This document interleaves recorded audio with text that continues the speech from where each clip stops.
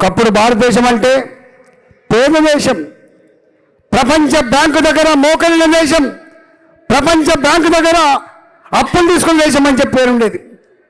Development కావాలంటే world bank, development కావాలంటే Asian development bank.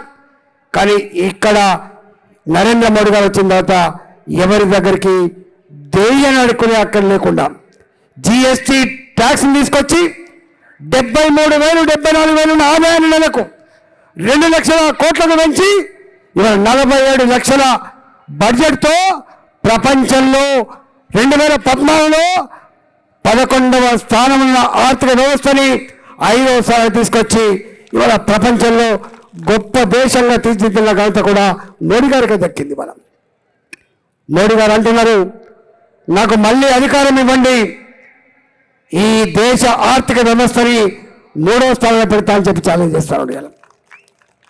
మనం చూసినాం, ఒకప్పుడు కొన్ని మాటలు నినాదాలు మాత్రమే, కానీ ఇవాళ మాట అది ఆచరణ. మేనిఫెస్టోలో పెట్టిన అంశాలే కాకుండా, హామీలు ఇచ్చిన అంశాలు మాత్రమే కాకుండా, హామీలు ఇవ్వని అంశాలు కూడా పరిష్కరించి దేశ ప్రజల చేత గీనెమా మోడీ అని చెప్పేటువంటి ఆ కీర్తిని పొందండి మోడీ గారు. Make in India, made in India. ఒకనాడు నీ ఇళ్లలో ఉన్న TV made in Japan, made in China. నీ చేతిలో ఉన్న cell phone made in Japan, made in China.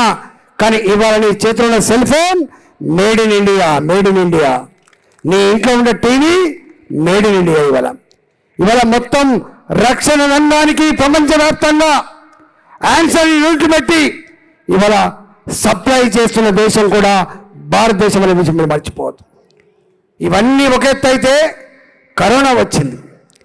ఈ రోడ్డు సజీవ సాక్ష్యం మేడ్చల్ రోడ్డు. చచ్చిపోతే నా ఊర్లో చచ్చిపోవాలి, నా కుటుంబ సభ్యుల మధ్య చచ్చిపోవాలి. మనిషి అనేవాడు కుక్క సావు సావద్దని చెప్పి కరోనా వచ్చినాడు వేలాది మంది ఈ రోడ్లో పడిపోతే అయ్యో పాపం అని చెప్పి నిలిచిన వాళ్ళు ఉన్నారు, అన్నం పెట్టిన వాళ్ళు ఉన్నారు, వాళ్ళ పట్ల సానుభూతి చూపిన వాళ్ళు ఉన్నారు.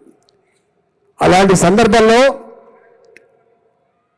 లండన్ ప్రధానమంత్రి ఏడ్చిండు, ఇరాన్ ప్రధానమంత్రి ఏడ్చిండు, ఓ దేవుడా కాపాడమని చెప్పి అనేక దేశాల అధినేతలు ఏడ్చిండు. కానీ మోడీ గారు మాత్రం కన్నీళ్లు పెట్టలే. ఒకవేళ నేను కన్నీళ్లు పెట్టి నేను కనుక తగ్గిపోతే నా దేశం ఏడుతుందని చెప్పి ధైర్యాన్ని అందించడమే కాకుండా, ఆకలితో ఉన్న ప్రజానికానికి 5 కిలోలు చెప్పిన బియ్యం ఇవ్వడమే కాకుండా, ఈ మమ్మాయి నుంచి వెళ్ళి ప్రజానికాన్ని కాపాడాలని చెప్పి హైదరాబాద్లో స్వయంగా వ్యాక్సిన్ ఉత్పత్తి కోసం కేంద్ర ప్రభుత్వం సపోర్ట్ ఇచ్చి అతి తక్కువ కాలంలో కరోనా వ్యాక్సిన్ తయారు చేసి 2 రోజులు 3 రోజులు 140 కోట్ల ప్రజానికానికి అందించడమే కాకుండా పేద ప్రపంచ దేశాలకు కూడా వ్యాక్సిన్ ఇచ్చి కాపాడిన దేశం భారతదేశం. కాపాడిన నాయకుడు నరేంద్ర మోడీ గారు ఇవాళ.